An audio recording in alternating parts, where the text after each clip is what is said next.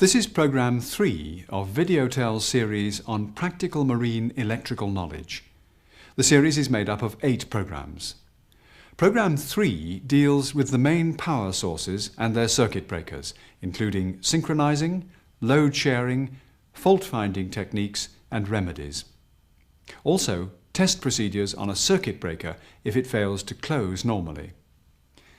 There are many system variations around, so it's most important that you become familiar with the components of the electrical system and the layout of the main switchboard immediately you join a ship. Pay particular attention to the layout of the emergency switchboard and the automatic startup system of the emergency generator. This study will pay dividends during a blackout or when troubleshooting the cause of a major breakdown. Now we must emphasize electrical safety.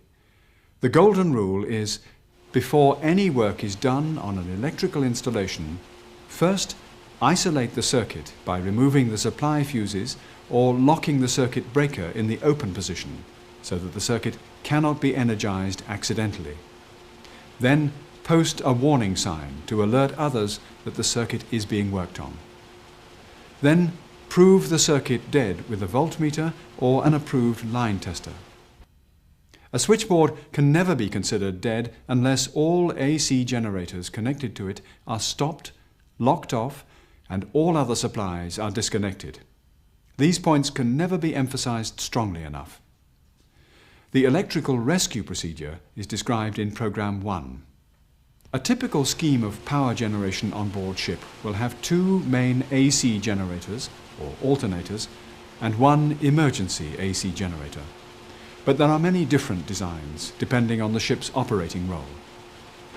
The most typical scheme will provide 440-volt 3-phase alternating current at a frequency of 60 Hz.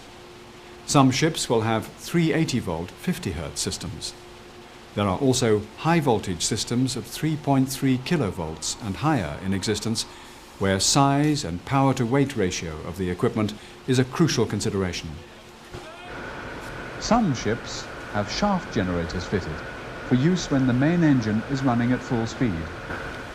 The prime movers for the main AC generators may be either steam turbines, diesel engines or gas turbines, although one of the AC generators providing mains power must be driven by a diesel engine.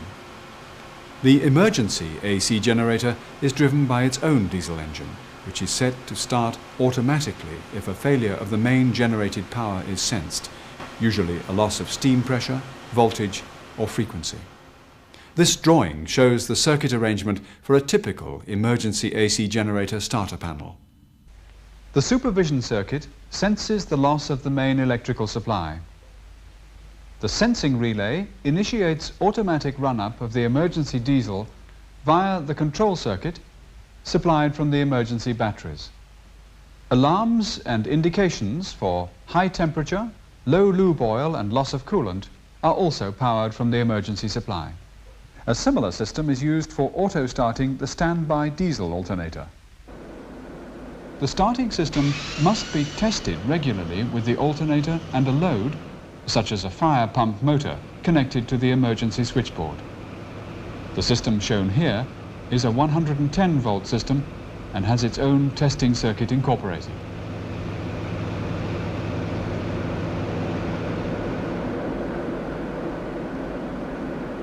Engine starting may be by battery, air pressure, hydraulic, or inertia initiated.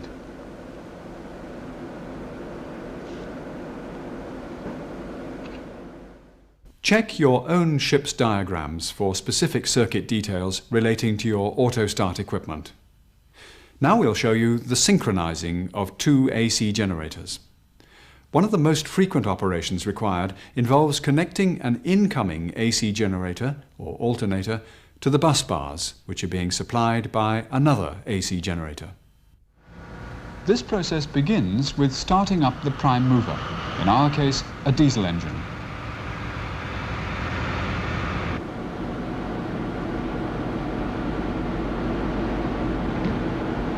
The engine is run up to speed, then the exciter current is increased until the alternator's output voltage reaches that on the bus bars. Here it is 440 volts.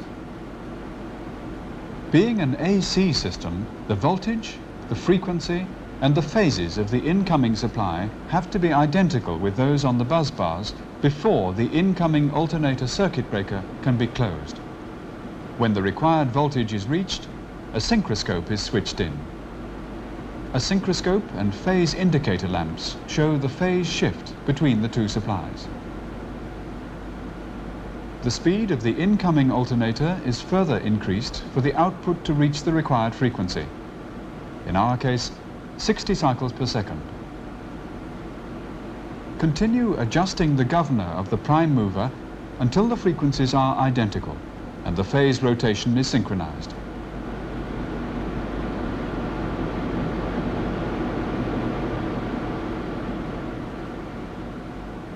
Here, on the bottom half of the synchroscope, the pointer shows when to close the incoming alternator's circuit breaker. The phase rotations are synchronizing. Now the button can be pressed and the circuit breaker closed. The two alternators now provide power in phase with one another. Most synchroscopes use the 12 o'clock position of their circular display to show the point of synchronization. The synchronizing equipment can now be switched out and the load shared between the two alternators. The governors of the two prime movers can be adjusted so that the two alternators will take about equal share of the total load, as shown on the kilowatt meters. Synchronizing is carried out on each occasion when a ship enters or leaves port or operates in confined waters, or when power needs arise which may overload a single AC generator. The total load will vary as the power demand of the ship alters, but the two AC generators are set to share it equally. We continue with automatic voltage regulators, AVRs, followed by testing a reverse power relay. The output voltage of the AC generator will be controlled by automatic voltage regulators in accordance with the changing power demands. AVRs are electronic devices which adjust the exciter current of the AC generators to maintain supply voltage at 440 volts as the various loads are added to or reduced. Voltage fluctuation without apparent reason is one of the symptoms of an AVR becoming faulty. If the voltage settles down on switching to manual voltage regulation, the automatic voltage regulator should be investigated and possibly replaced by a spare one. An alternator is protected by a number of devices, such as overcurrent, short circuit and under-voltage trips in the circuit breaker. Additional protection is provided by the reverse power relays and preferential trip relays. Their function is to monitor the power supply between an alternator and the bus bars. If the power flow is reversed from the bus bars into the alternator, the reverse power relay disconnects the alternator from the bus bars. The reverse power relay must be checked periodically by reducing the speed of the prime mover until the reverse power relay has operated. This point is preset at a few % of the full rated generator output. The settings are different for diesel or steam turbine prime movers.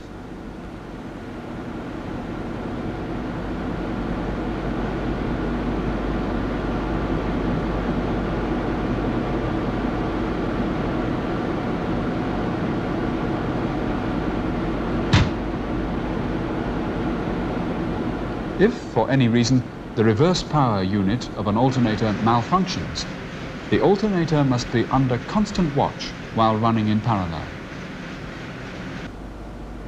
The preferential trip relay will shed non-essential loads if the alternator is overloaded until normal load condition is reached.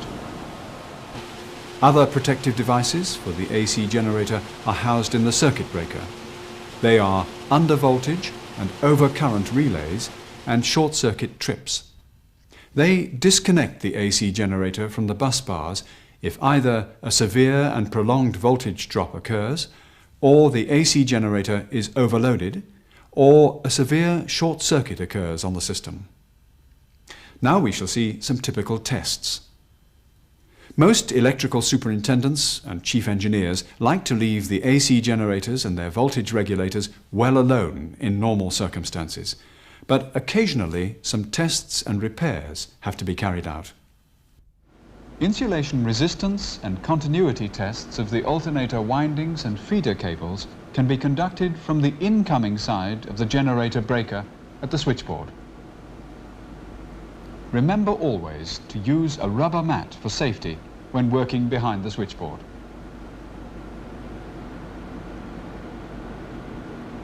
For the sake of measurement accuracy, the instrument fuses, the indicator fuses, and the control circuit fuses must be removed.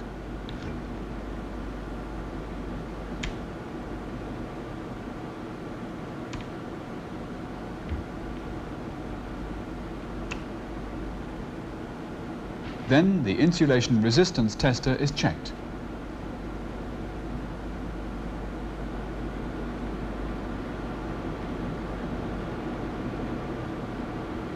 Two good earth points must be found. Then the phases can be checked to earth.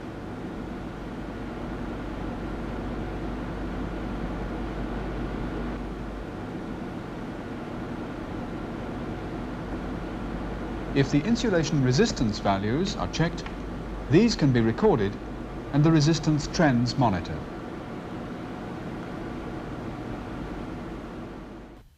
Faults which relate to exciter failure can be tested either at the terminal box, or slip rings, or rotating diode ends.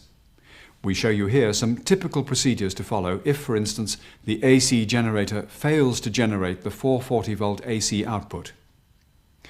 A possible cause for this is the loss of residual magnetism in the rotor poles of the AC generator, or in the field poles of the exciter. 3 or 4 torch batteries in series will provide enough DC current with which to flash the AC generator at the appropriate point. This should re-establish residual magnetism. The manufacturer's drawings will show the correct polarity. If this procedure does not produce the required result, shut down the prime mover and lock off its controls.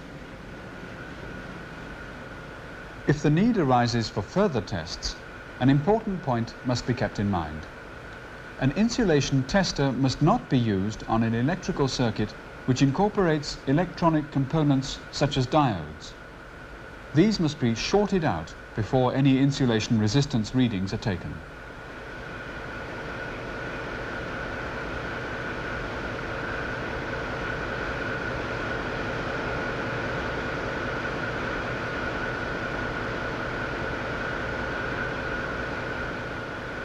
Here, the field coils are tested to earth. Note the correct procedure being followed. First, the tester is checked, then 2 good earth points established,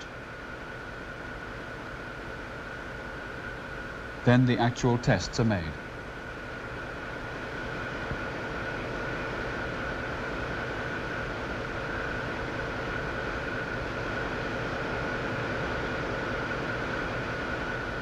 Tests for possible faults in the exciter field coils are carried out at the terminal box.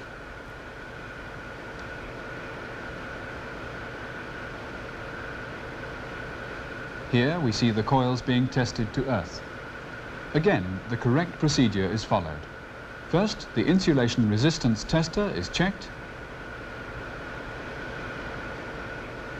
Then 2 good earths found.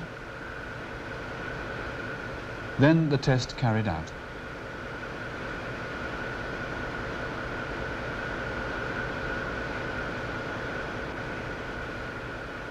Testing for open circuit fault can be done with a multimeter.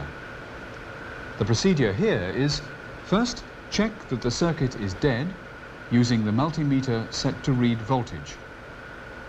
Then disconnect the feed wires from the coil ends, making a note of the color coding of the wires so that they can be reconnected correctly. Then set the meter to read resistance. The test can then be done, testing the meter first, then the terminals. The reading shows good continuity. A break in the continuity would have left the pointer at infinity. Now the contacts are remade and the terminal box closed. What if the excitation is working well, but the AC generator still fails to generate AC output? This fault, if it occurs, usually shows up when an AC generator is started up, ready for synchronizing with other units.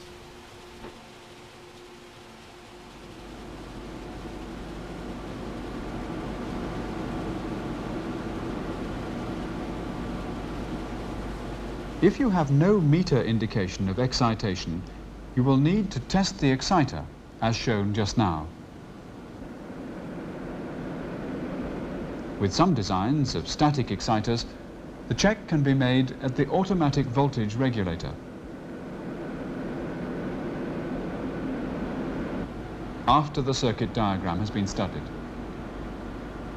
These exciters would not produce a DC output if there was no AC output. Here, the ammeter shows that the exciter current is high, very high. Yet there is no AC output.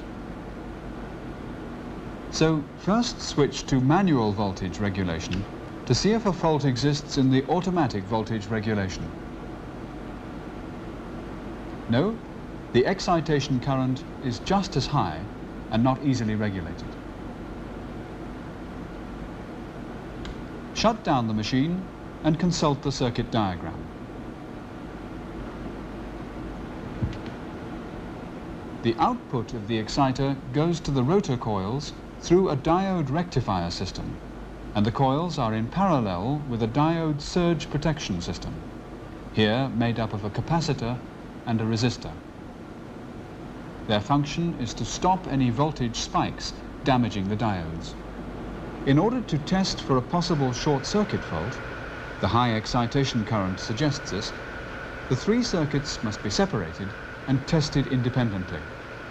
This means the alternator must be opened up to reveal the wiring involved. Here we've stripped out the alternator rotor for easy demonstration. But of course, there's no need for this when the job is carried out. In practice, first separate the wiring to disconnect the diodes, the capacitor, the resistor and the rotor coils.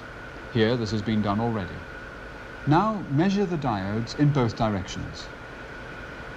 All diodes must be checked, but we show only one here.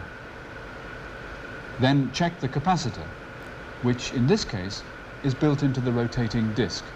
The pointer shows that the capacitor charges up from the internal batteries of the meter.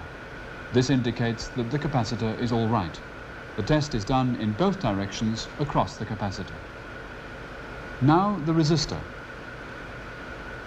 And there is the fault. The meter shows a short on the resistor. On this machine, the resistor is built into the rotor shaft, so that there's no question of a simple and quick repair. Reconnect and run the system without the resistor, but have it replaced as soon as possible. We now move on to the AC generator's circuit breaker. We describe its function and show what to do if it fails to close normally. An AC generator circuit breaker is designed to connect the AC generator safely to the bus bars, as well as disconnect it automatically if serious malfunction occurs in the system. Here is a solenoid-operated air breaker with undervoltage relay and trip. A set of auxiliary contacts, the closing link mechanism, the closing coil solenoid, overcurrent relay, and a set of fixed and moving main contacts with their arc chutes. The main contacts are closed under spring pressure, which wipes the surface of the fixed contact points, ensuring good electrical contact. These contact points are plated and must not be greased or cleaned with abrasive material. Generator circuit breakers are set for correct function at the factory. By way of routine service, all moving parts should be lightly oiled. If, for any reason, a circuit breaker does not function normally, first try and close it manually in the test position when it's safe to do so. If it closes and holds in, this indicates a fault in the closing coil circuit.